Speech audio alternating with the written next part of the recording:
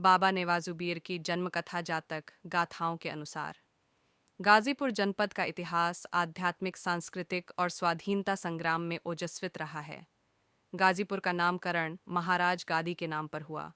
पौराणिक काल से जितना आगे बढ़ा जाए, गाजीपुर का अस्तित्व उतना ही अधिक का अधिक स्पष्ट हो जाता है। ये जनपद पौराणिक कथानकों के आधार पर अतीत में महर्षि विश्वामित्र के पिता राजा गांधी द्वारा स्थापित और महर्षि जमदग्नि द्वारा पोषित रहा है। बाबा नेवाजुबीर कहानी लोगों की जुबानी लगभग 500 साल पहले की बात है। हिंदुस्तान का वह प्रदेश जिसे लोग उत्तर प्रदेश के नाम से जानते हैं, उत्तर प्रदेश का वह जनपद जिसे लोग आज गाजीपुर के नाम से जानते हैं। पुराने समय में गाजीपुर का उल्लेख गादीपुरम या गादीपुर के नाम से मिलता है। वर्तमान समय में उसी का बिगड़ा हुआ स्वरूप गाजीपुर है। इसी गाजीपुर की धरती पर अनेक बार संत महात्माओं का जन्म हुआ समाज के कल्याण के लिए, जिनका बहुत बड़ा योगदान रहा है।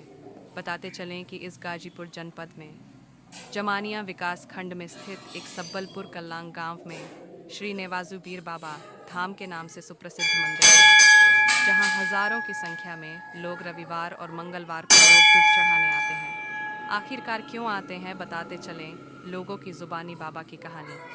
ये मंदिर ग्राम सब्बलपुर कला एवं जीवपुर की सरहद पर NH अब 61 गाजीपुर जमानिया रोड पर स्थित है। हमारे देश में एक लंबे कालखंड तक अंग्रेजी हुकूमत रही है। जगह जगह पर गोकसी केंद्र खुला हुआ था।